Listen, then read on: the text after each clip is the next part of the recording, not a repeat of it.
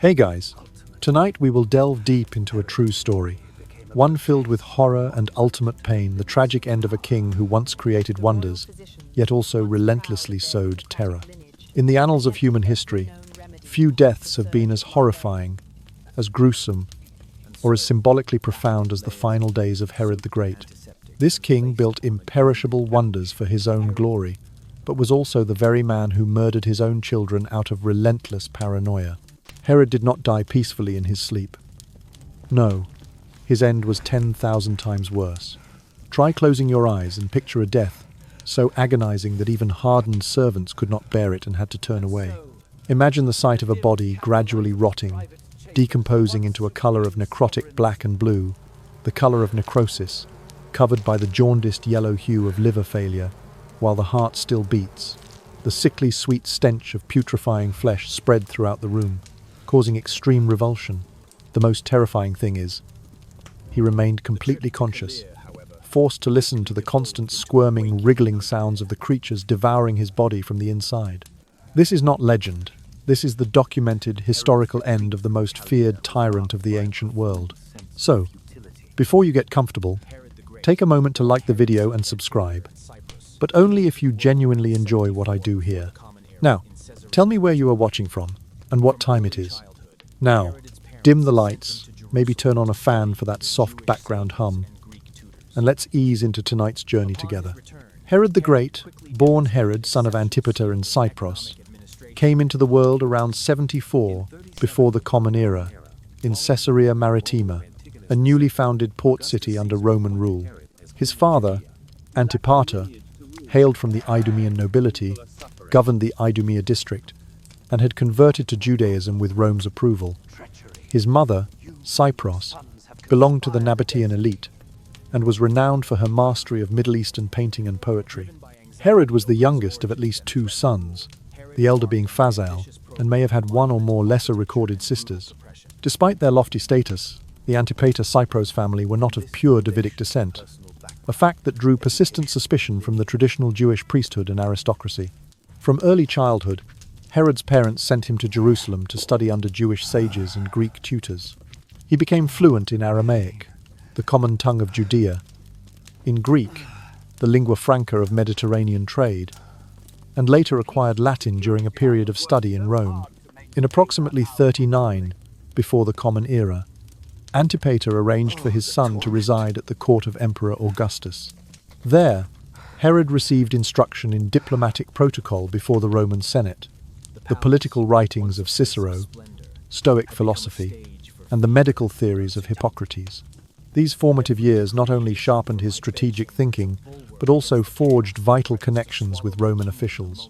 Upon his return to Jerusalem, Herod quickly demonstrated exceptional skill in both economic administration and public works.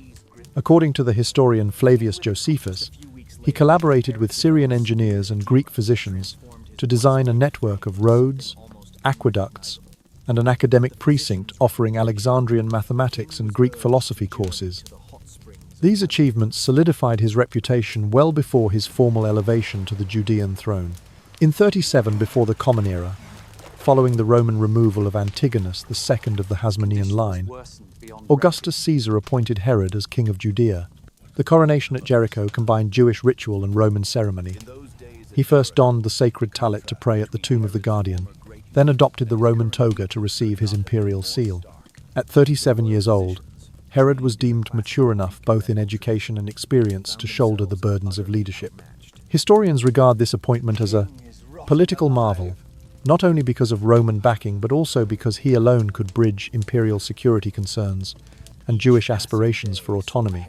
Yet the new reign immediately exposed dynastic tensions.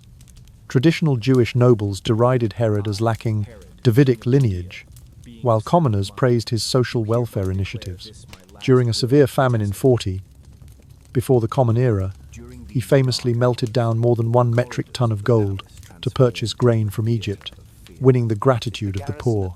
At the same time, he ruthlessly executed alleged conspirators, often on mere rumor to enforce order and deter dissent. Herod's consolidation of power extended to his marital alliances. He married 10 times, primarily to Hasmonean and Idumean princesses, aiming to legitimize his rule through prestigious blood ties. However, these unions never dispelled all suspicion. In 26 before the Common Era, he ordered the execution of his most beloved wife, Mariamne, her mother, and their 2 sons, Alexander and Aristobulus, citing fears of betrayal. This horrific purge plunged him into guilt and paranoia, deepening his fear of losing authority and intensifying his isolation. Driven by anxiety over his origins and threatened rule, Herod embarked on an ambitious program of monumental architecture and brutal suppression. He rebuilt the Second Temple in Jerusalem, its platform spanning 230 meters in length and rising 60 meters in height, later celebrated among the 7 wonders of Judea. He constructed the port of Caesarea Maritima using underwater hydraulic concrete and fortified the remote cliff-top fortress of Masada. These enduring symbols of his power would stand for centuries. From this foundation of personal background, education, and lineage, Herod entered the zenith of his reign, yet also awakened the latent anxieties that would plague him ever more fiercely. When illness finally struck, he would discover that no amount of power could preserve life, and that ultimate fear would become the spectre of his coming days. At the end of 5 before the Common Era, Herod began to experience a creeping, unrelenting itch that spread across his entire body, but concentrated most fiercely in his buttocks and groin. According to the Jewish historian Flavius Josephus, the king would scratch himself until his skin bled, a vivid sign of urea accumulating in the blood due to his failing kidneys.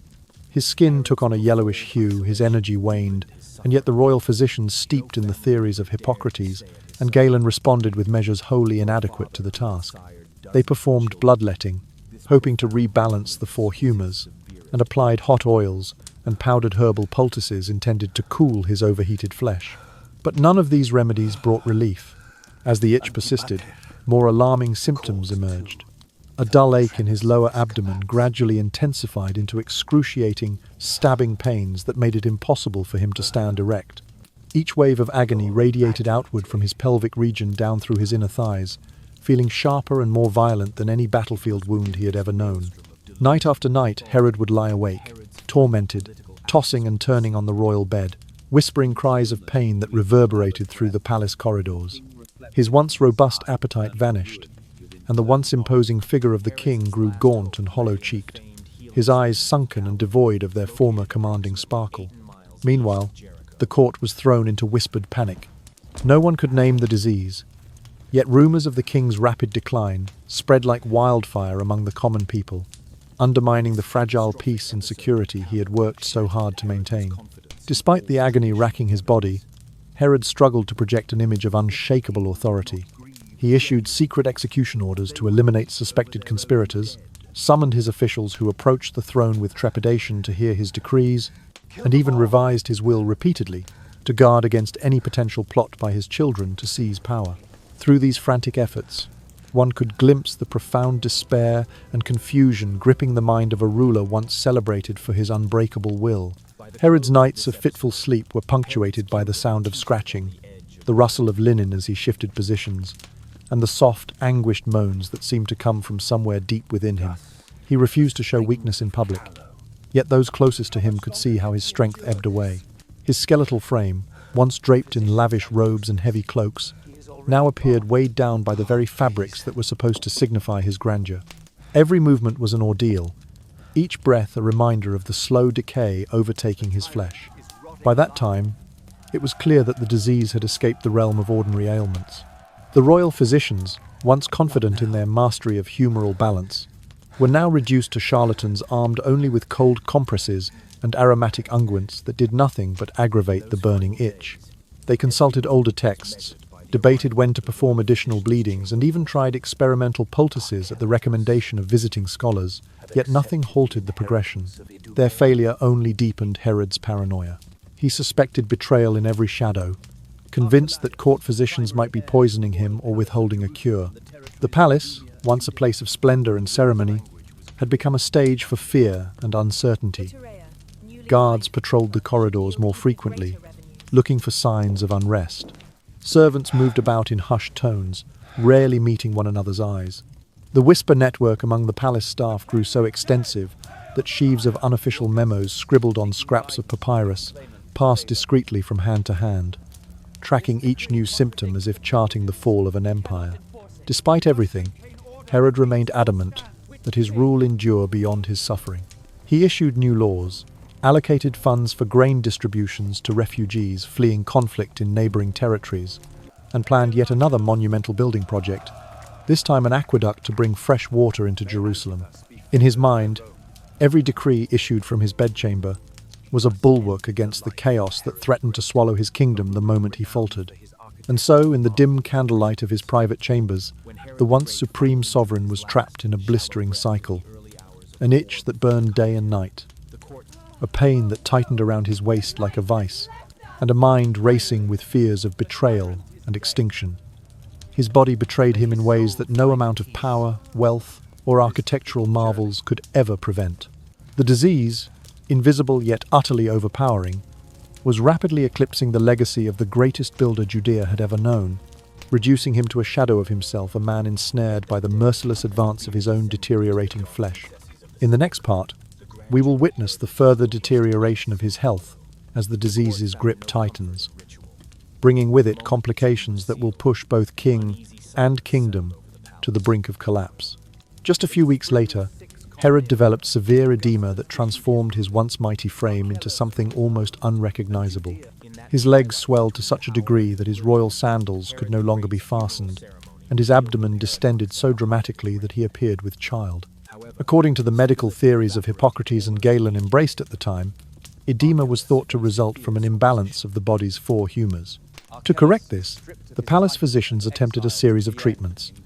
Acupuncture needles were inserted to draw off excess blood, bloodletting was performed to reduce supposed surpluses, and pressure points were manipulated in an effort to restore harmony.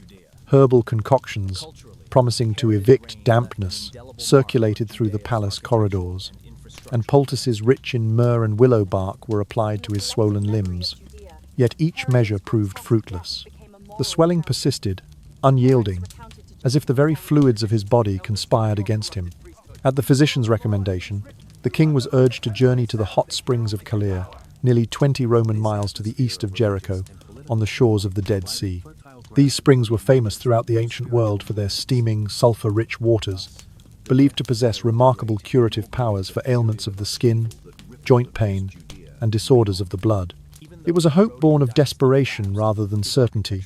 Yet Herod, a proud sovereign, accustomed to bending the wills of men and the course of rivers, agreed to attempt this final recourse against his swelling limbs. The trip to Khalir, however, quickly devolved into a waking nightmare. Herod's legs, bloated beyond bearing, made riding a horse impossible. Instead, he was carried in a litter, a wooden sedan chair, fitted with cushions hoisted upon the shoulders of 4 of his strongest bearers. Each step they took, every uneven stone or rut in the road, sent jolts through his body. The movement caused fresh waves of pain radiating from the festering wound in his groin, where the underlying condition had already begun the slow work of tissue death. Passers-by along the route were struck by the foul odour emanating from the litter, a stench of decay so strong that those unaccustomed to it found themselves retching or covering their noses with cloth. When the party finally arrived at Khalir, the spring pools lay nestled in a rocky grotto, steam drifting upward like pale spectres in the early morning light. The attendants gently lowered Herod into the warm water, hoping the mineral-rich spring would soothe his aches and draw out the toxins believed to be poisoning him. But no sooner had the heat enveloped his battered flesh than he convulsed violently, seized by a sudden wave of shock. His limbs jerked and spasmed, his eyes rolled back, and he slipped into unconsciousness. Panic spread through his retinue. Servants rushed to drag him from the basin, certain he had breathed his last. After a time, Herod's breath returned, shallow at first, then more robust, as though he were granted a reprieve from death itself. But the ordeal in the hot spring left him in even worse plight than before. The hoary pools of Khalir, renowned for healing, had instead inflamed the tissue around his wound. When he regained full awareness, he found his groin area burning more fiercely than ever, a firestorm of pain that no balm could quench. Raising trembling hands, he swore never again to submit himself to the promise of those waters. Herod's retreat from Khalir was marked by a profound sense of futility. His body, once the instrument of empire and grand construction, lay ravaged by forces no amount of royal command could control. The procession back to Jericho mirrored the outbound journey in every grisly detail. The rattle of the litter's flooring, the stench of infection, the urgent whispers among the bearers. By the time he returned to the palace, his vitality was spent. He was reduced to a gaunt figure, wrapped in heavy cloaks to conceal his distended limbs, yet still unable to hide the contours of suffering beneath. Within the walls of Jericho, the courtiers exchanged uneasy glances.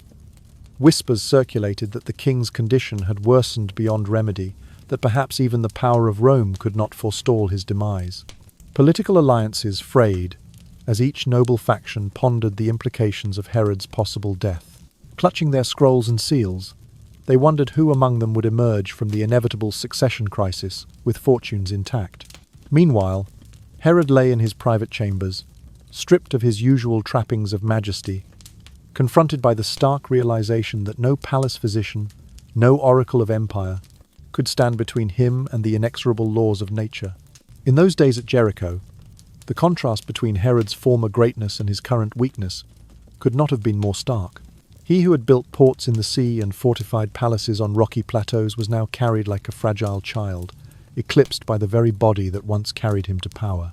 His journey to Calia remained a testament to the limits of human ambition in the face of mortality, a sovereign humbled by the swelling of his own flesh, destined to face the next chapters of his life, in a realm defined no longer by gilded halls, but by the ever-tightening vice of disease. After returning to Jerusalem, Herod's condition took a horrific turn. The flesh around his groin and scrotum began to die, slowly turning a deep, purplish black. The skin became taut and glistening, exuding a sour, putrid odor that filled his private chambers. These symptoms match precisely what modern medicine would recognize as Fournier's gangrene, a rapidly progressing necrotizing infection of the genital and perineal region. In this condition, bacteria invade deep tissue layers, cutting off blood flow and releasing enzymes that liquefy connective tissue. Without an adequate blood supply, the skin and fat literally begin to rot, creating an ever-expanding zone of decaying flesh. The royal physicians, trained in the classical Greek medical tradition, found themselves utterly outmatched. They attempted surgical excision of the dead tissue with small blades, removing chunks of blackened flesh in the hopes of halting the spread. Yet every new incision only enlarged the open wound, exposing more healthy tissue to contamination by flies and airborne pathogens. Each morning, the royal surgeons would awaken to find fresh necrosis at the wound's edges, as if the disease were growing stronger by the hour. They dressed the area with poultices of wine and myrrh, believing the alcohol might disinfect, but these applications burned fiercely on exposed nerve endings and did nothing to slow the decay. Despite the agony that racked his body, Herod strove to maintain a veneer of composure. He would wince and draw in a breath as the surgeons probed the gangrenous patches, yet he never cried out. Instead, he uttered only low moans, each one laden with the weight of his fading dignity. He forbade any mention of his condition beyond the palace walls, fearing that news of his disease would embolden enemies and shatter the morale of his subjects. Still, whispers spread through the streets like wildfire. "The king is rotting alive," people murmured in taverns and marketplaces, glancing over their shoulders in dread. Each passing day saw Herod's once regal frame diminish further. Courtiers reported that the smell of death clung to his person so strongly that attendants wore masks soaked in rosewater just to enter his chambers. When a scribe arrived to bring him yet another draft of his will, he would collapse outside the door, gagging and breathless from the pungent stench. Herod's own reflection in a polished bronze mirror must have been unrecognizable. A gaunt figure wrapped in royal robes that hung like funeral shrouds, skin drawn so tight it threatened to tear at the slightest movement. Yet even as his flesh surrendered to decay, Herod's pen continued to scratch on parchment. He dictated will after will, first favoring his son Archelaus, then pivoting to Antipas, then to Philip, each revision more frantic than the last. Unable to write himself, he relied on trembling secretaries, pressing his signet ring into hot wax to seal every document, instructing messengers to deliver these dying decrees to various palace wards. He hoped to forestall intrigue among his heirs. But in doing so, he only sowed greater confusion, as each faction interpreted the latest version as their guarantee of succession. During these dark hours, the corridors of the palace transformed into a theatre of fear. Guards moved in pairs, as if afraid to enter alone. Servants scurried about with wide eyes, exchanging frantic glances before hurrying past. The grand marble halls, once resonant with triumphant proclamations, now echoed with the soft drip of infected fluids and the distant, muffled sobs of those who loved him or feared him most. Courtiers whispered that the decay had spread beyond his groin, creeping along his inner thighs and lower abdomen, as if his body were an altar to godless entropy. In the grip of such relentless suffering, Herod still summoned his council for occasional audiences. He would receive petitions for grain shipments, approve allocations for new aqueducts, and issue orders to the garrison at Masada. Each gesture was meant to affirm that his authority remained unbroken. His advisers, pale and unsteady, dared not suggest that the king might be beyond saving. Yet when he reclined on his deathbed like bier to sign yet another will, they saw in his hollow eyes the certainty of impending doom. Through it all, the necrosis advanced in silence, like frost creeping over a dying landscape. The coloration shifted from dark purple to coal black. Ulcers festered and bubbled, and a swarm of flies hovered in a trembling cloud above him. Even the physicians noted that this was no ordinary gangrene. It advanced with a speed that would have been lethal in any age. Herod's flesh became an unholy testament to the frailty of power, a macabre warning that no earthly throne could stave off the final triumph of decay. And so, wrapped in layers of linen, soaked in antiseptics, and placed upon a gilded couch, Herod faced each morning not with hope, but with grim acceptance. He had built palaces, harbours, and temples to defy oblivion. Yet now that he lay at the mercy of his own rotting flesh, all his monuments felt as hollow as the chambers of his infected body. Night after night, his breath grew shallower, his pulse weaker, and the lines on his forehead deeper. In that palace of stone and shadow, the greatest king Judea had ever known became a living ruin, undone by a disease that recognized no rank, no heritage, and no decree. Recently, the necrotic tissue in Herod's groin region had deteriorated so severely that flies swarmed in dense clouds around his bedchamber. These insects laid their eggs directly into the festering wounds, which Josephus vividly recorded would hatch into maggots feeding on live flesh. He wrote, "These horrible creatures crawled across his skin, producing an itch as if 10,000 fine needles were piercing him," a description that still raises the hairs on the back of one's neck. Without antibiotics, which would not be discovered for nearly 18 centuries, and lacking the radical debridement techniques of modern surgery, the maggots proliferated without restraint. The royal physicians, once confident in their Hippocratic training, resorted to the crude method of manually extracting each larva with small probes. They used slender bronze rods tipped with hooks and fine cheeses, attempting to coax the maggots from deep within the rotting tissue. Yet no sooner had they removed one batch than replacements appeared, hatched from newly deposited eggs. Each attempt to extract them was excruciating. The maggots burrowed into the decayed flesh, and when a physician attempted to pull one out, the surrounding live tissue often tore away, causing profuse bleeding. Herod lay motionless through these procedures, his powerful frame reduced to stillness, his characteristic stoicism a thin veneer over unbearable suffering. He endeavoured to stifle his groans, offering only a barely audible exhale, with each tug at a maggot embedded near the margin of decay. The odour was putrid, a mixture of fermenting proteins and the sweet, sickly scent of decay that no perfumed incense could completely mask. Attendants dared not linger. They rotated shifts every few minutes, only staying just long enough to steady the king's robes and assist him in breathing. For a man who had once commanded legions and shaped the destiny of a kingdom, this was the ultimate degradation. He could no longer sit in the ornate chairs of his throne room, nor lie supine on the cushioned divans of his private suite. Instead, he lay curled in a fetal position on his bed, as though to hide the corruption from sight, or at least to shrink his body enough that fewer maggots might find purchase. Night after night, the writhing of these larvae beneath his skin robbed him of any chance of rest. He would awake at odd hours, eyes flickering open to the sound of scratching an internal trellis of movement that made him start in terror. When he dared to move slightly, the maggots were disturbed and crawled toward the fresh fissures in his flesh, intensifying his agony. Sleep became a distant memory. He drifted in and out of fevered dreams, only to awaken in greater distress. Even the pagans who visited the healing waters of Calais refused to approach when they heard that they risked stepping into a chamber clouded with the stench of living death.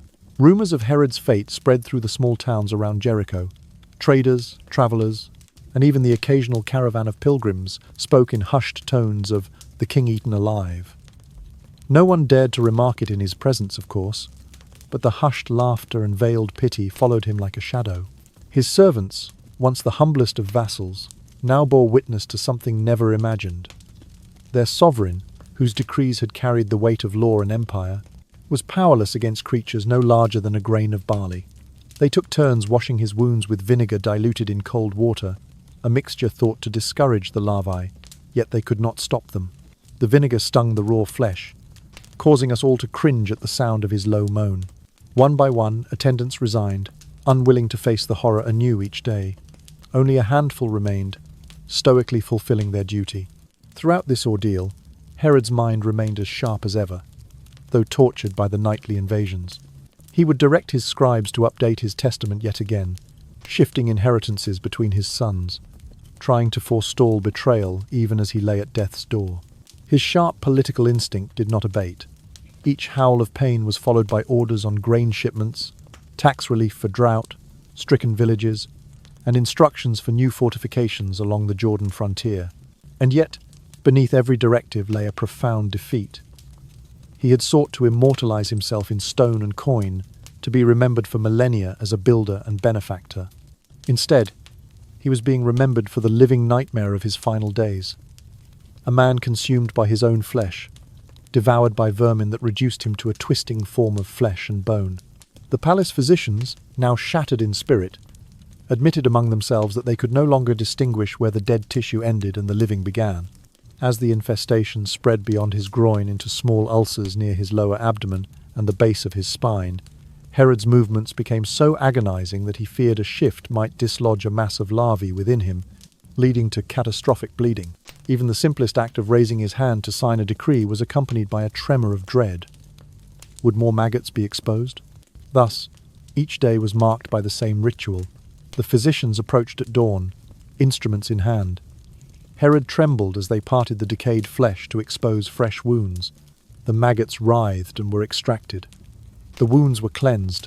Then they departed, leaving him alone in a haze of pain and sedation. He had become a living testament to human frailty, an unwilling host to an army of parasites. The grandeur of his reign lay in ruins, and all that remained was the relentless, wriggling horror of his own decaying body. After the terrifying onslaught of gangrene and maggot infestation, Herod's body began to manifest signs of pulmonary edema and respiratory failure. Fluid accumulated in his lungs, filling the air sacs to the point that every breath became a struggle. He wheezed audibly with each inhalation, his chest heaving as if weighed down by lead. Occasionally he would cough up streaks of bright red blood, a brutal confirmation that the capillaries in his lungs were now so overwhelmed that they were bursting under pressure. His skin took on a jaundiced yellow pallor, while his fingertips and lips turned a ghastly shade of blue from lack of oxygen. The royal physicians, who had never before witnessed such severe pulmonary edema, noted with alarm that the fluid would sometimes spurt from his mouth in tiny jets with each tortured gasp. Simultaneous with his respiratory decline, Herod's digestive system collapsed into catastrophic failure. He suffered from bloody diarrhea so violent that each visit to the chamber pot sent waves of agony through his abdominal cavity. The mucous membranes of his intestines were so damaged that they leaked both blood and serous fluid, further depleting his body of vital fluids and electrolytes. As the gangrenous wounds continued to discharge pus and serum, he was losing blood at an alarming rate. This combination of hemorrhagic diarrhea and weeping ulcers left him perpetually lightheaded and dizzy. Once a man who strode confidently through his palace halls, he now lay prostrate in his bed, every inch of his body racked by pain, a living cadaver incapable of escape or relief. Mentally, Herod floated in and out of lucidity. Some hours, he would weep softly as he gazed upon the festering lesions at his groin, tears mingling with sweat upon his cracked lips.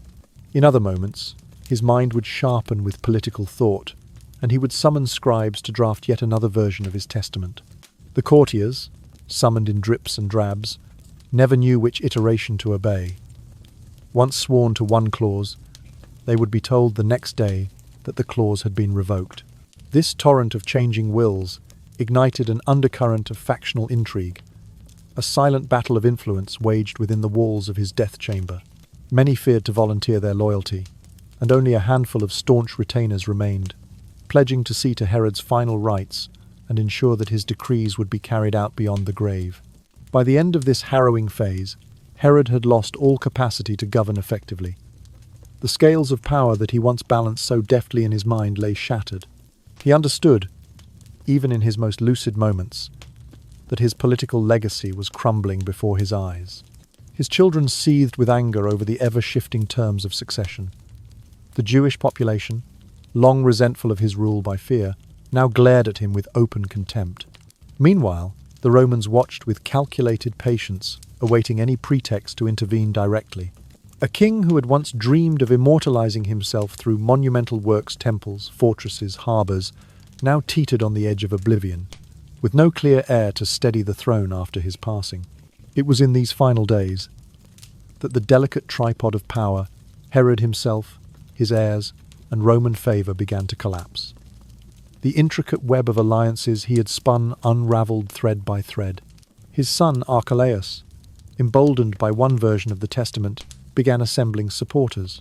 Antipas, furious at being passed over in another draft, withdrew to Galilee. Philip, sensing the shifting tides, reached out to provincial governors in Syria. The vacuum left by Herod's incapacitation threatened to plunge the realm into civil strife, and the once-ordained unity of his kingdom fractured into competing fiefs. Indeed, the post-Herod era would be defined by division and decline. Following his death, Augustus Caesar would receive multiple delegations from rival claimants, each pressing their case in the imperial court. Ultimately, in 6 of the Common Era, the governor of Rome would depose Archelaus, restructure Judea into a Roman province, and consign Herod's dynasty to history. But as Herod lay on his deathbed, none of this was yet certain, only the grim awareness that his grand ambitions had failed to produce a lasting inheritance. Thus, in the cold gloom of his bedchamber, the once mighty builder of wonders lay humbled by disease and mortality. Each ragged breath, each spasm of agony, each tearful command left behind the unmistakable truth. Power can erect the loftiest monuments, but it cannot stave off decay. And so, as he stared into the flickering candlelight, Herod the Great confronted the ultimate reality that no empire, no family pact, no architectural marvel could prevent the final collapse of flesh and empire alike. When his illness surged to its horrific zenith, Herod descended into a realm of paranoia so absolute that he believed his own eldest son, Antipater, was plotting to assassinate him and claim the throne. This conviction had no firm evidence, only rumours whispered among the palace staff. But to Herod's fevered mind, the threat was as real as any army. He issued an immediate arrest warrant for Antipater, ordering his son to be imprisoned and ready for execution at dawn, and notably did not seek the approval of the Roman Emperor Augustus Caesar. Such unilateral action mirrored the tragic events of 26 before the Common Era, when he had executed his beloved wife Mariamne and 2 elder sons on suspicion of betrayal. In his growing desperation, Herod summoned the noblemen of Judea to assemble in Jericho under the pretense of official business, only to inform them that if none stepped forward to mourn him in genuine sorrow upon his death, they would all be executed as hostages. This merciless plan, ordering the deaths of respected figures simply to secure sacks of tears, demonstrated the final extremity of a man unhinged by fear. He believed that by forcing public displays of grief, he could salvage his legacy, ensuring that the populace would not rejoice at his passing. Even as his mind teetered on the brink of madness, Herod retained enough lucidity to dictate administrative edicts and revise his testament. The palace descended into chaos. Courtiers arrived with trembling deference, only to be sent away with conflicting instructions on tax relief, grain allocations, and military postings. One morning, a decree named Archelaus principal heir. By evening, a fresh draft favoured Antipas. Before midnight, Philip was written in as the sole successor. Each iteration demanded immediate acknowledgement, leaving ministers too terrified to commit any decision to paper. The constant revisions ignited a silent civil war within the bedchamber, as factions formed around each potential heir, vying for the king's fleeting favour. Herod's profound isolation deepened his suffering. No family member dared to stay at his side for more than a few minutes, repelled by the stench of decay and the memory of his past cruelties. Those who visited out of duty found little comfort in his presence. Instead, his chamber echoed only with the hiss of his labored breathing and the distant drip of exudate from his festering wounds. The mighty king, once surrounded by scores of advisors and servants, now lay abandoned, save for a handful of unwilling attendants who kept watch out of obligation rather than affection. For a father who had sired dozens of children, historical accounts reference at least 14 sons and several daughters. This profound loneliness was his severest punishment. He who had commanded armies and ruled through fear now faced the cold truth that neither conquest nor terror could secure genuine loyalty. His heart, so accustomed to issuing death warrants, now ached for a comfort he had long denied others. Each night, as he drifted between fevered confusion and bursts of clarity, he would sometimes murmur Antipater's name, remembering the son he had betrayed, or catch a glimpse of himself in a polished copper basin and recoil from the sight of a corpse still clinging to life. His mind raced with the irony that his own edict's decrees to execute innocent hostages, to revise the line of succession at whim, had erected barriers to the very solace he now craved. The court, too, felt the tremors of this collapse. Senior officials who once held secure positions found themselves under suspicion. A general dismissed for insufficient zeal, a treasurer accused of embezzlement. Those who had been Herod's staunchest allies now whispered that his final days were consumed by the same paranoia that had shattered his family decades earlier. In candlelit corridors, they wondered how quickly the kingdom would fracture once he passed from this world. Despite his delirium, Herod clung to the ritual of rulership. He demanded to review reports on construction at Caesarea Maritima, to approve tax codes for Idumea, to receive updates on the grain fleets bound for Galilee. Each request was a fragile assertion that his power remained intact, even as his body deteriorated and his mind unraveled. He required petitioners to address him as Your Majesty, though the title tasted of ash in his mouth. It was within this maelstrom of delusion and authority that Herod's final political acts were conceived. He marshaled his remaining strength to issue one last comprehensive will, an 18-page document delineating the division of territory among his sons and the guardianship of his daughters. He insisted on sealing it with his signet ring, the pressed image of an eagle clutching a laurel wreath serving as a reminder of the impermanence of power. In the stillness between his labored breaths, the king reflected on Versailles, turned to ruins within his own body. He had sought to secure eternity through temples and fortresses, yet found himself undone by an empire of doubt he had cultivated within his own mind. As the hours stretched on, the finality of his solitude pressed upon him. The realization that, in the end, power could not compel love, loyalty, or even genuine sorrow. And in that bleak moment, Herod the Great confronted the ultimate void, the silence that follows the fall of every tyrant's crown. Herod's last hope lay in the famed healing springs of Callo, located approximately 18 miles east of Jericho on the shores of the Dead Sea. For generations, travelers had sung praises of these sulfur-rich waters, believing that immersion could cure everything from rheumatism to gangrene. In the spring of 4, before the Common Era, the king, desperate and near the brink of collapse, ordered a final expedition to carry him to those steaming pools. The journey itself was an ordeal. Herod could not sit astride a horse, nor even recline comfortably on the litter. 4 strong bearers draped in linen carried him inch by agonizing inch over rocky trails scarred by flash floods. Each jolt of the litter caused fresh waves of pain to ripple through the necrotic tissue at his groin, and ofttimes he gasped, clutching at his side. The stench of decaying flesh, mixed with the sweat of the exhausted porters, filled the narrow gorge. Onlookers, local Bedouin guides, and a handful of Roman auxiliaries kept their distance, many retching at the odour. Upon arrival at the Callo Springs, attendants constructed a makeshift bath of smooth stones, funneling the hot water into a circular basin. The water issued from a fracture in the earth at a temperature measured later by engineers at approximately 95 degrees Fahrenheit, carrying dissolved minerals of sulfur, calcium, and magnesium. Herod was lifted by oiled arms and gently placed into the steaming pool. For a fleeting moment, relief seemed possible as the water enveloped his battered flesh. Then came the shock. The intense heat caused blisters to erupt on the margins of the gangrenous flesh. Small patches of tissue detached, releasing rancid fluid into the bath. Herod's body convulsed violently, arms flailing. He gasped once, twice, and then slipped into unconsciousness. His attendants, believing him dead, lifted him from the pool and laid him on the rocky shore. His skin, already stretched taut from swelling, went pale. They fanned his face, poured cool water over him, and dashed aromatic oils beneath his nostrils. Miraculously, after several minutes, he drew a ragged breath and murmured. The attendants sighed in relief, though none dared speak above a whisper. This catastrophic episode at Calais shattered Herod's confidence in all traditional remedies. The miracle waters he had believed could cleanse his corruption only intensified his agony. No longer would he entertain hopes of recovery.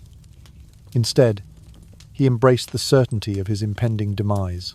Within days of that fateful immersion, he summoned his scribes for what he declared to be his final testament. In that last will, sealed in scarlet wax, he apportioned his realm thus: Idumea and Jerusalem to his son Archelaus, Galilee and Perea to Antipas, Iturea and Trachonitis to Philip. These divisions reflected both historic administrative regions and his shifting affections. Yet as soon as the document was sealed, Herod's rage reignited.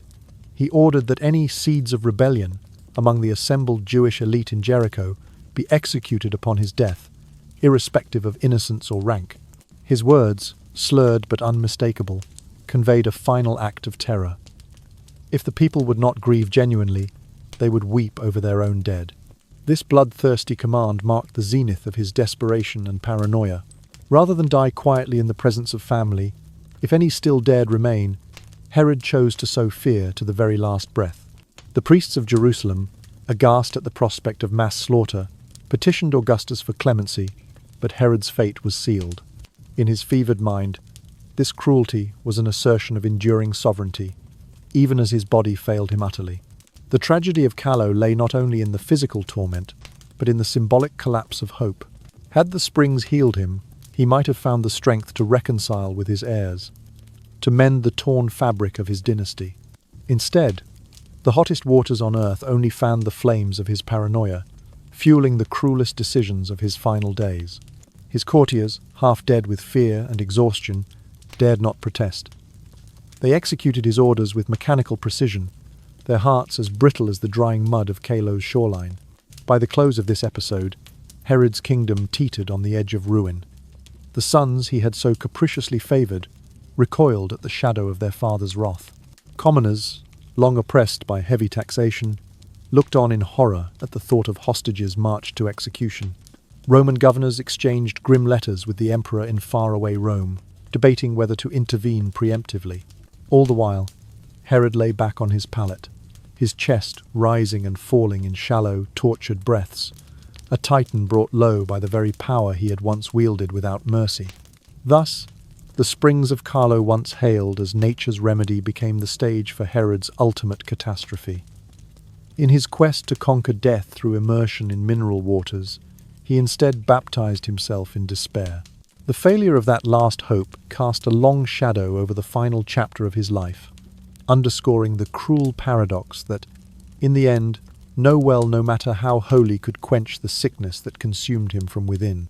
After the necrosis of his groin region reached its most severe stage, the putrefying flesh became an irresistible magnet for flies. They swarmed around Herod's bedchamber in dense clouds, their buzzing filling the air with a sickening drone. The insects laid their eggs directly into the festering wounds, which hatched into legions of maggot scolices, as Josephus grimly described them, craving the rotting tissue. These larvae burrowed deep beneath the surface, their bodies expanding with each feeding, only to molt and emerge even larger, an endless cycle of decay. Night after night, Herod found no refuge in sleep. The maggots wriggled ceaselessly, their movements like 1,000 tiny needles probing his flesh. He tossed and turned, his body never still, desperate to stifle the urge to scream. Around midnight, when the air turned still and the candles guttered, he clutched the bedsheets in white-knuckled agony, fighting to maintain a dignified silence so as not to alarm the throng of courtiers and physicians pressed outside his door. Each time a maggot was dislodged by his flinching, it revealed new pockets of decay, and the odour of fermenting flesh intensified. The royal physicians, once proud of their Hippocratic lineage, attempted every known remedy to halt the surge of larvae. They soaked cloths in wine and sprinkled them with aromatic oils, believing that the alcohol and fragrance might repel the flies. They smeared the wounds with mixtures of myrrh and rose oil, hoping the strong scent would deter egg-laying. Yet despite these efforts, the maggots only multiplied. Every treatment seemed to create a more inviting environment, moist and warm, perfect for further infestation. When a physician dared to delve into the deepest recesses of the wound to extract the maggots with fine probes, the process was excruciating. The larvae clung to sinew and tendon. Pulling them free often tore live tissue, triggering a fresh cascade of bleeding. The prince's attendants had to hold him down, wrapping his legs in leather straps lest his thrashing limbs knock over the lamp. Each extraction session lasted what felt like an eternity, punctuated by the soft, wet sounds of larvae being removed and the king's laboured breaths. Herod lay motionless once the ordeal concluded, his body limp, beads of sweat tracing lines down his gaunt cheeks. He would whisper a prayer, begging for an end to the torment, though he had long since ceased to believe in divine mercy.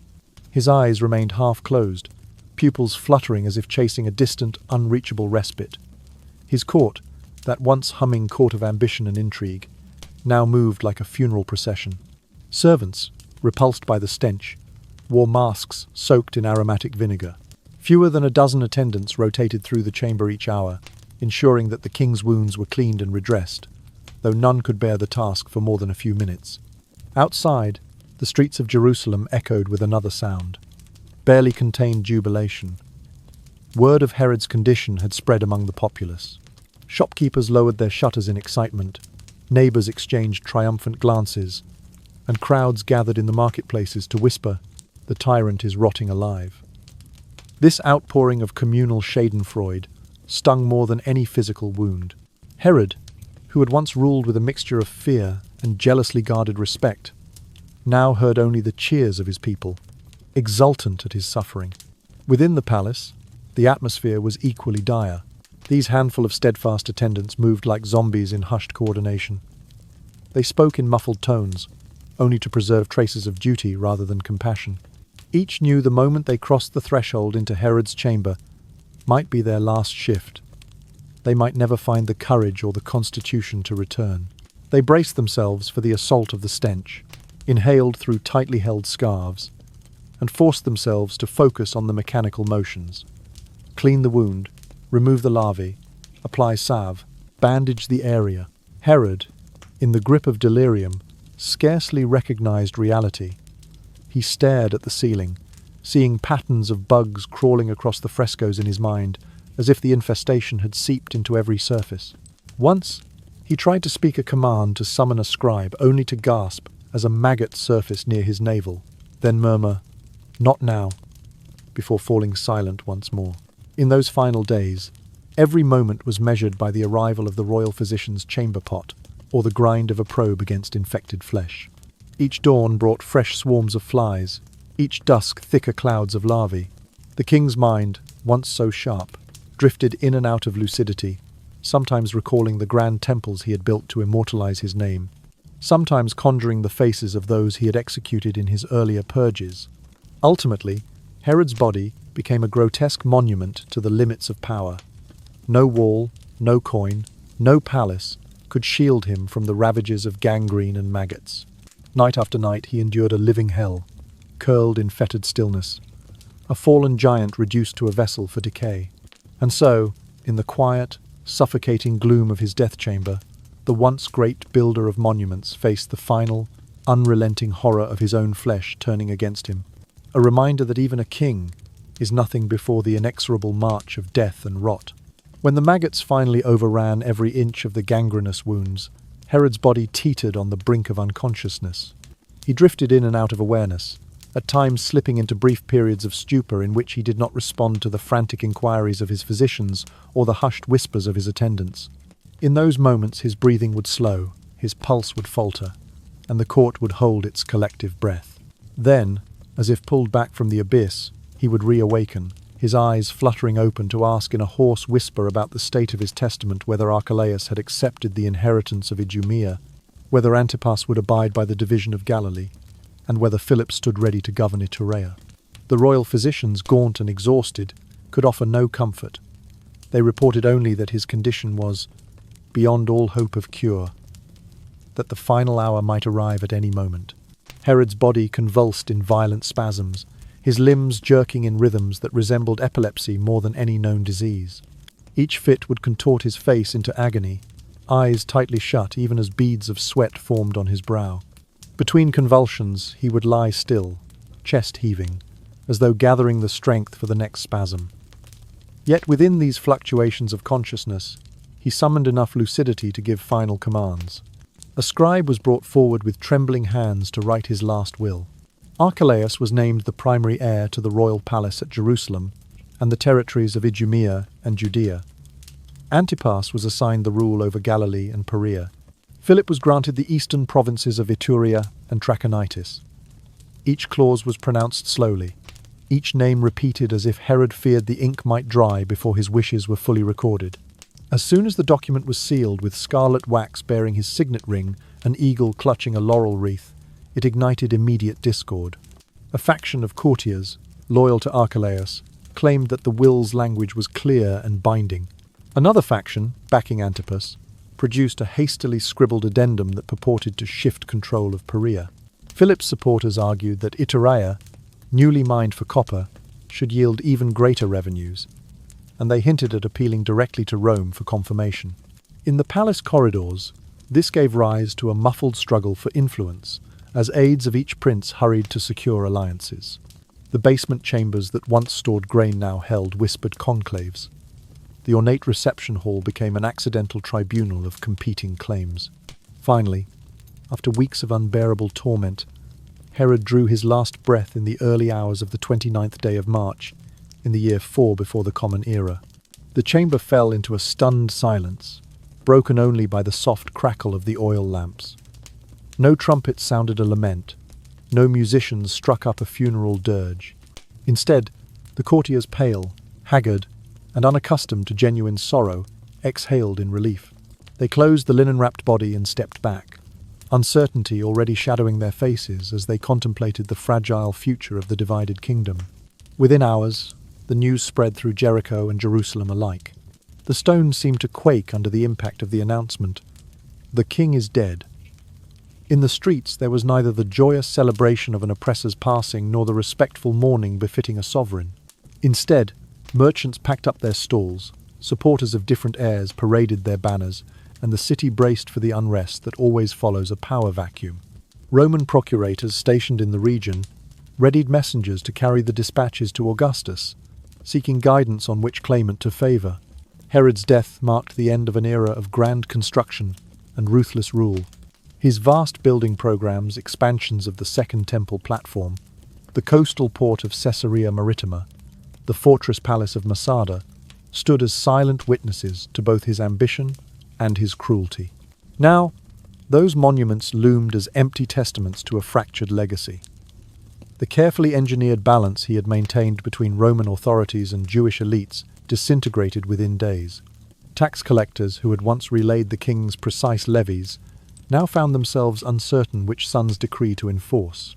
Generals of his armies, having served under one command for decades, faltered over whom to swear allegiance to. Even as Herod's remains were prepared for the funeral procession, a lavish ritual he had ordered to span from Jericho to his personal tomb atop the Herodium tensions ran high. The body, swathed in layers of linen steeped in aromatic spices, had to be carried in a golden bier borne by weary soldiers. Behind it, the three princes rode in a tense cavalcade, each guarded by detachments worried about an assassination attempt. Local populations lined the route, but their faces revealed more anxiety than reverence. By the time the funeral cortege reached the Herodium Hill 12 miles from Jerusalem, the division of loyalties was unmistakable. Some cheered for Archelaus, others clapped for Antipas, and still more held back, waiting to see which heir would secure Rome's backing. The rock-cut tomb, intended as a symbol of the king's eternal glory, felt ironically hollow. Herod had built it to dominate the skyline, but in death it only underscored the emptiness of his achievements in the face of human mortality and political fragmentation.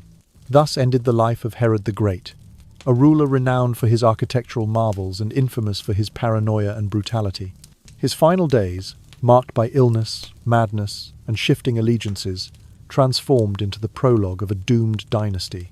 Under Roman supervision, The territories would be carved into separate tetrarchies, and eventually the memory of his reign would fade, leaving only the ruins of his grandest projects as testament to both his greatness and his downfall. When Herod the Great finally drew his last, shallow breath in the early hours of 4 before the Common Era, the court sprang into action to prepare his funeral in accordance with Jewish tradition. Within the palace walls, a team of embalmers worked feverishly to preserve his ravaged corpse. They employed countless mixtures of aromatic spices, myrrh, frankincense, cinnamon, and poured rivers of scented oils over the decaying tissue. Yet, no matter how many trays of resins, how many pounds of incense they burned, the stench of rot proved almost impossible to mask. Layers of thick linen were wrapped tightly around the body in hopes of containing the fragments of flesh that now sloughed away at the slightest touch. The funeral procession that followed was as grand as any in Judea's history. A detachment of soldiers clad in gleaming armor from the royal guard carried a golden bier beneath a canopy of purple silk. Musicians clad in robes of black wool marched ahead, their haunting notes of the kinnor and lyre echoing against the stone walls of the palace courtyard. Behind the bier walked a cohort of professional mourners, women trained in the arts of lamentation, whose ululations rose and fell with ancient ritual precision. Despite the splendor of the ceremony, the crowds lining the streets of Jerusalem did not weep. Instead, many whispered triumphant curses, even letting slip small smiles. These were the people who had endured heavy taxation and harsh decrees under Herod's rule.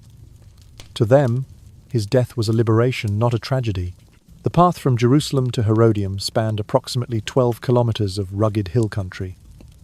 Under a pale dawn sky, the litter bearing Herod's remains jolted and shook over rocky terrain.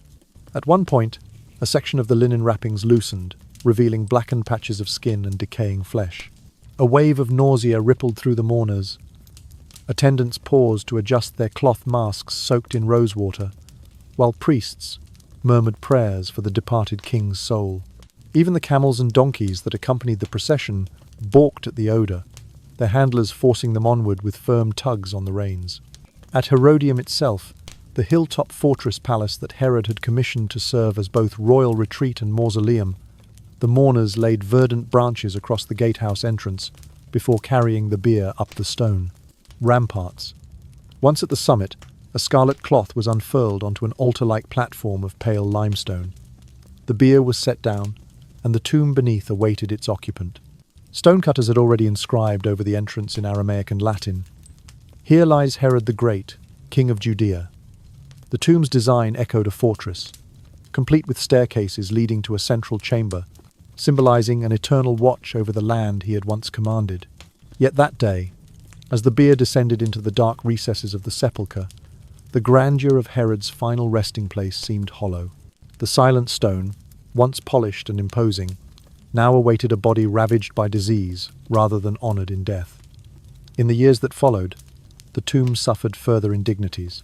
During the Jewish revolt of 66 to 73 Common Era, rebels breached the chamber and scattered the remains.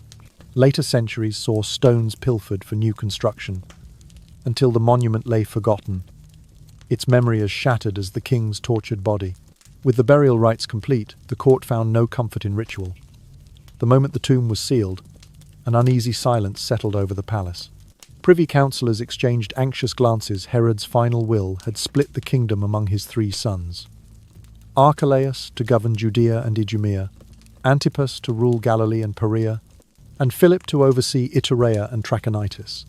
But the document, drawn up in the king's final delirium, lacked the unity that might have held the realm together. Factions formed instantly, each claimant marshalling supporters in the shadows of Herodium's stone walls. Within a year, Augustus Caesar himself intervened. The emperor summoned delegates from each faction to Rome to argue their case. In the spring of 6 Common Era, Augustus issued his ruling. Archelaus was deposed, and Judea became a Roman province under direct rule of a procurator. Antipas remained tetrarch of Galilee and Perea, while Philip retained his small northeastern territories. Thus, the unified kingdom Herod had carved out over nearly 40 years disintegrated within 2 decades of his death.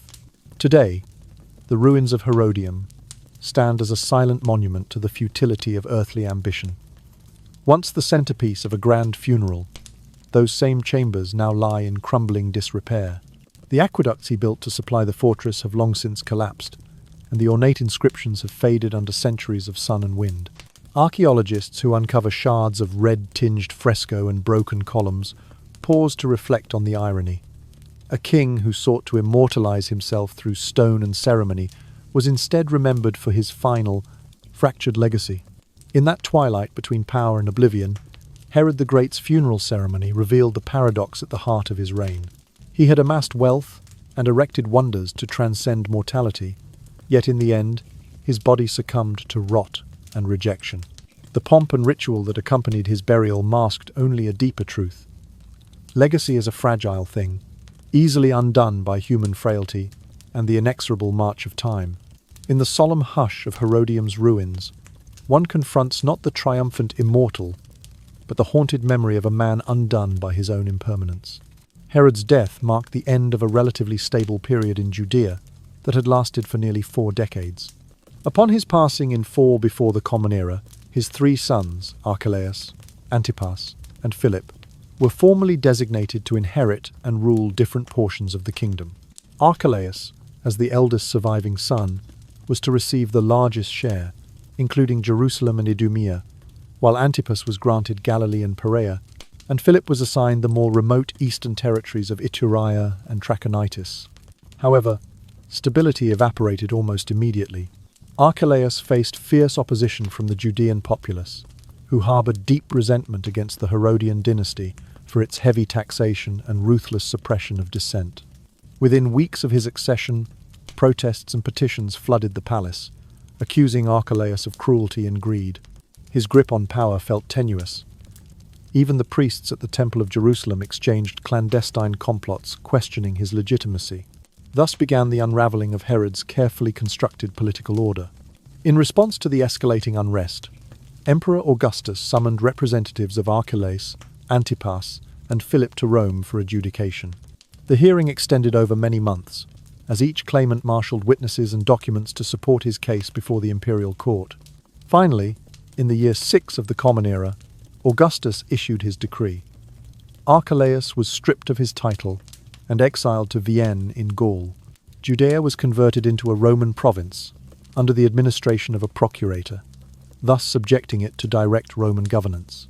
Antipas was restored as Tetrarch of Galilee and Perea, retaining a measure of autonomy, while Philip continued to govern his allocated northeastern district. This partition was intended to prevent any single ruler from amassing enough influence to challenge Roman authority. Yet the reconfiguration failed to secure lasting peace.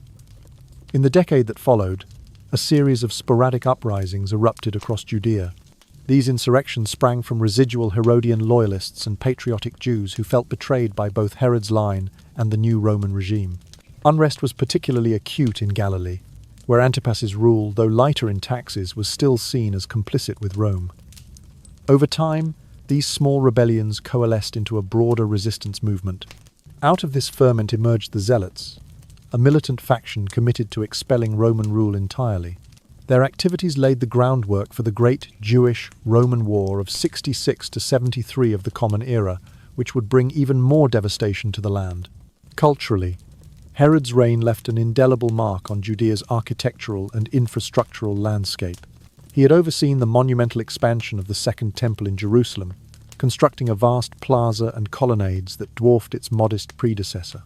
His engineers built the port of Caesarea Maritima, pioneering the use of underwater hydraulic concrete, and carved elaborate aqueducts and roadways throughout the region. Masada, perched atop a desert plateau, served as both a winter palace and an impregnable fortress. Yet under direct Roman rule, many of these projects were either modified for imperial needs or fell into neglect. Earthquakes, looting, and systematic dismantling during periods of revolt reduced once grand edifices to fragments. Today, visitors to Herodium or Caesarea see ruins that echo the scale of Herod's ambitions, but also testify to the transience of imperial grandeur. In the collective memory of Judea, Herod's grotesque death, rendered in vivid detail by historians, became a moral parable. Parents recounted to children how even the mightiest tyrant could not escape the consuming rot of his own ambition. Songs and folk tales portrayed Herod as a cautionary figure, a ruler who ruled by fear and perished by disease. This folklore underscored a universal truth that power, when abused, invites its own reckoning. Politically, the collapse of the Herodian dynasty created a vacuum that empowered the Jewish priestly and sectarian orders. The Pharisees, Sadducees, and Essenes each vied for influence over a population uncertain about its leadership and spiritual direction. The Pharisees advocated strict adherence to oral law and popular interpretation of Scripture. The Sadducees upheld the written Torah and temple rites. The Essenes retreated to communal life by the Dead Sea, awaiting divine intervention. This fragmentation of religious authority fueled ideological debates, legal disputes, and at times violent confrontations within Jewish society. This atmosphere of religious and political turmoil provided fertile ground for the emergence of new spiritual movements. Although outside the strict scope of Judean internal affairs, the early 1st century Common Era saw the beginnings of Christianity, which would draw on Jewish apocalyptic expectations.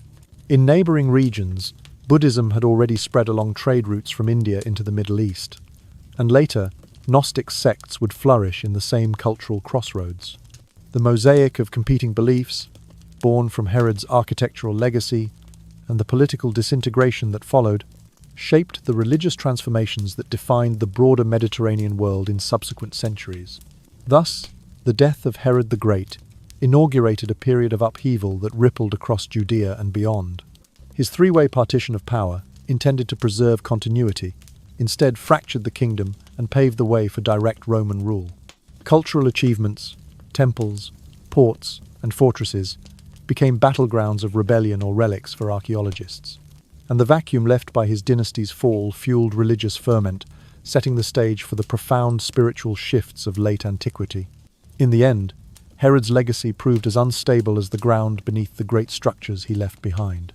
Even though the Herodian dynasty collapsed in the turmoil that followed Herod's death, his architectural legacy continues to exert an unmistakable presence on the landscape of ancient Judea.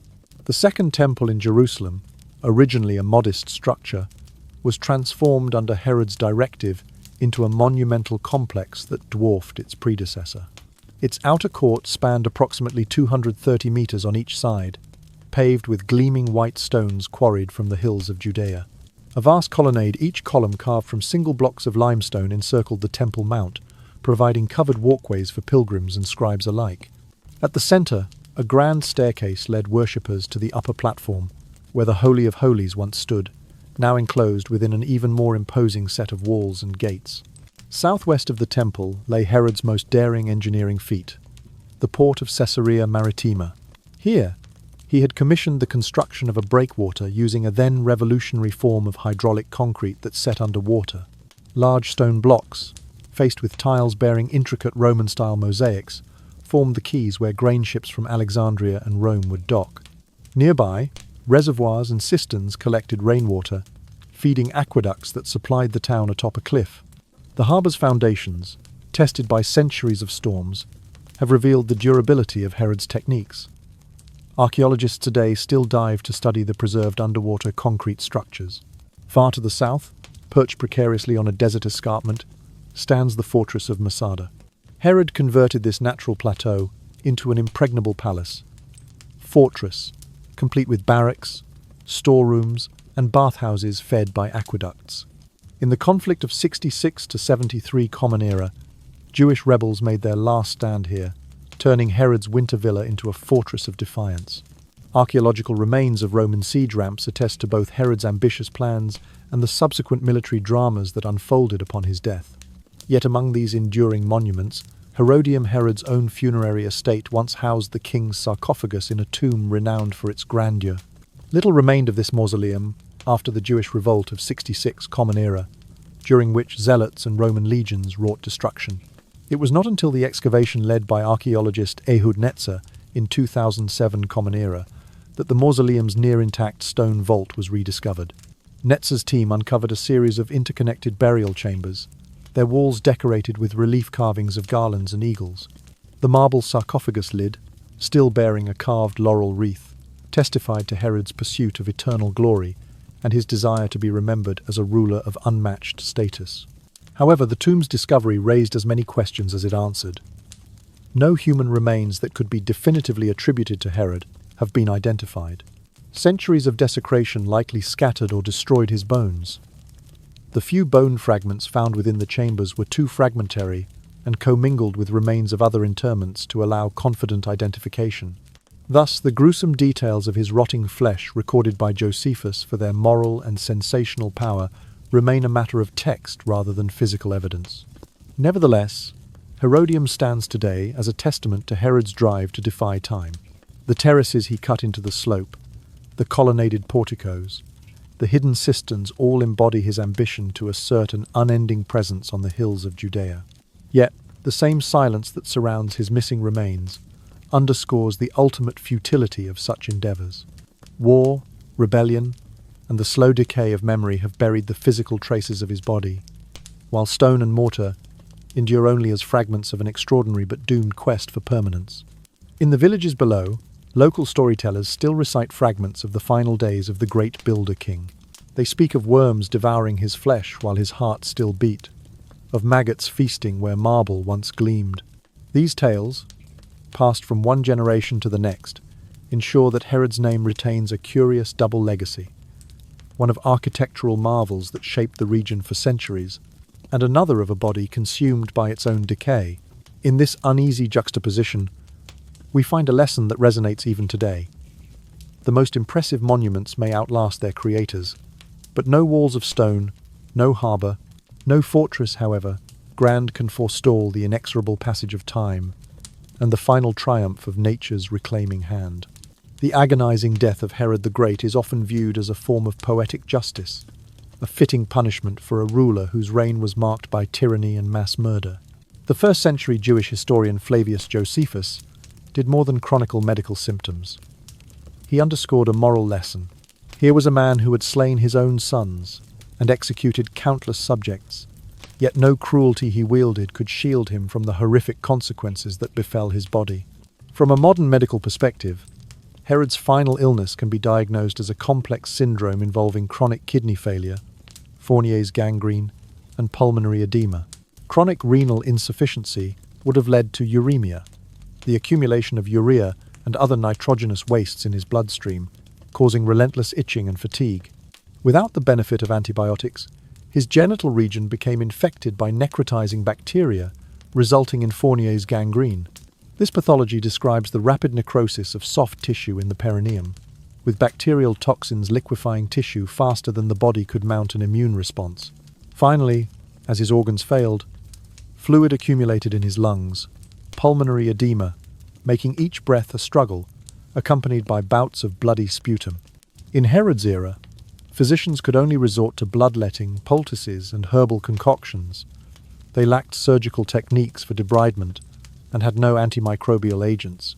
Maggots feasting on his areas of necrosis, the flow of purulent discharge, and the overpowering stench collectively formed a physical nightmare that no contemporary medical art could remedy. Herod's demise serves as an unambiguous demonstration of the limits of political power and human ambition in the face of nature's immutable laws.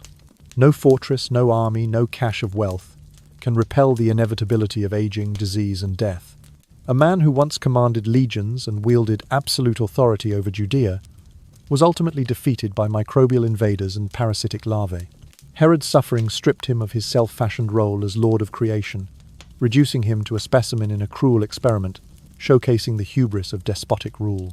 Jewish and Roman sources preserve this narrative as a moral admonition to future generations. They warned that rule by force and brutality carries its own reckoning, that a tyrant's power cannot transcend the fundamental vulnerabilities of the human body. This cautionary tale found its way into the annals of classical literature, then into medieval hagiographies and sermons, where Herod's ultimate impotence was contrasted with divine justice. In the realm of literature and art, Herod's grisly end has echoed through the centuries. Renaissance playwrights dramatized his fall in moralistic tragedies, painting him as a cautionary figure whose lust for power led to self-inflicted destruction. In the 19th century, historical novelists wove his final days into Gothic narratives, emphasizing the grotesque decay of his flesh as a symbolic mirror of his corrupted soul. The modern era has seen his story adapted into film and television, often highlighting the most macabre elements, maggots in living flesh. a body slipping from humanity into rot to underscore the extremes of human cruelty and the poetic justice of nature's reprisal. The medieval church used Josephus's account to teach that no matter how lofty a ruler's achievements, they are but dust before divine judgment. Artists from the Baroque period depicted Herod's demise in chiaroscuro, contrasting the darkness of his decaying body with the brightness of celestial light, illustrating the tension between earthly power and spiritual accountability. In contemporary theatre, productions have staged the final scenes of Herod's life as visceral spectacles, employing sound design to mimic the buzz of insects and immersive set elements to convey the stench of decay, thus reminding audiences that beneath the veneer of authority lies the frailty of flesh. Beyond the arts, Herod's story resonates in philosophical and ethical discussions. Scholars cite his final illness when exploring the concept of memento mori, the reminder of death that prompts humility. Medical ethicists reference his case when examining the limits of treatment, historical standards of care, and the evolution of palliative approaches. The gruesome details of infection, gangrene, and respiratory collapse remind practitioners that, despite centuries of scientific advancement, alleviating some forms of human suffering remains a challenge. Herod's enduring legacy thus comprises not only the ports, temples, and fortresses he built, but also the stark reminder that no monument, no matter how grand, can preserve a life from the ravages of time and disease. His reign, celebrated for architectural grandeur, is equally remembered for the cruelty that engendered his final punishment. The tales of his horrifying death have become a timeless allegory. Power unchecked by compassion invites retribution, whether by human hands or the indifferent workings of biology. In this fusion of historical record and moral commentary, Herod's fate continues to echo across generations, cautioning that tyranny and violence ultimately exact their own terrible price. The death of Herod the Great transcends personal tragedy, embodying profound philosophical reflections on the notions of eternity and oblivion. For nearly 4 decades, he strove to etch his name into history through monumental architecture and political machinations. Yet, despite the gleaming stones of the Second Temple expansion, the underwater concrete piers of Caesarea, and the desert fortress of Masada, time reduced these marvels to ruins. What remains of Herod's dream of perpetuity are crumbling walls and half-buried mosaics. Political power, wealth, and architectural glory can magnify the human presence, but they cannot indefinitely defend against the decay of the body or the inexorable flow of years. Within the social fabric of first-century Judea, the tale of Herod's demise inspired enduring lessons about the limits of authority and the corrosive influence of greed. His unremitting pursuit of control, marked by mass executions, high taxation, and intrigues, ultimately betrayed a governance detached from compassion and justice. Generations of storytellers have underscored that a society founded on terror and cruelty cannot endure. Instead, they argue, sustainable communities must rest upon the pillars of fairness, empathy, and respect for human life. Herod's legacy, therefore, serves as a cautionary emblem. Power without moral restraint sows the seeds of its own demise. In religious traditions, Herod's harrowing end was perceived as divine retribution. Within Jewish thought, a rotting corpse is a potent symbol of ritual impurity and divine judgment. The grotesque decomposition of Herod's flesh, chronicled meticulously by Josephus, was held up as evidence that even a king's cruelty could not escape celestial balance. Rabbinic commentaries likened his agonizing death to an act of heavenly justice. The instruments of his violence returned to claim him in the most visceral manner. Thus, his fate became a moral exemplar, warning rulers that persecution and bloodshed invite cosmic reprisal. In modern scholarship, both historians and medical experts continue to revisit Herod's story, to glean insights into ancient pathology, and reflect on the broader historical context. Medical historians have reconstructed his symptoms: chronic kidney failure leading to uremia, Fournier's gangrene of the pelvic region, and severe pulmonary edema, to understand how such a combination could produce the living decay described by Josephus. By comparing these accounts with modern clinical knowledge, specialists confirm that the ancient narratives align with actual disease processes, underscoring the veracity of the reports, rather than mere hyperbole. Simultaneously, historians place Herod's final illness within the political and cultural currents of his time. His architectural achievements coincided with an era of complex Roman-Jewish relations, where displaying loyalty to Rome and appeasing local populations required a delicate balance.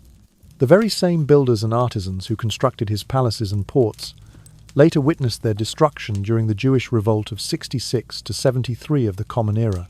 Herod's personal fate, then, becomes intertwined with the broader narrative of a region torn between imperial subjugation and the quest for self-determination. Through these interdisciplinary studies, scholars paint a comprehensive portrait of Herod, a ruler of grand ambition and ruthless methods, a patron of monumental works, and a perpetrator of family massacres. His physical demise emerges not merely as an episode of medical horror, but as a reflection of the inherent vulnerabilities of human authority. By examining archaeological remains, medical reconstructions, and literary texts, we come to appreciate both the magnitude of Herod's projects and the fragility of his human form. Ultimately, the death of Herod the Great, with its interplay of disease, necrosis, and parasites, persists as a symbol of individual apocalypse. It reminds us of the fundamental finitude of life and power. No matter how majestic the palace or how well fortified the citadel, the human body remains subject to infection, decay, and death. Herod's story, therefore, compels each person to reflect on the exercise of power, the weight of responsibility, and the consequences of cruelty. In the end, the king who sought to conquer mortality through stone and decree found himself vanquished by the most basic forces of nature, and in that unsettling truth lies his most enduring legacy.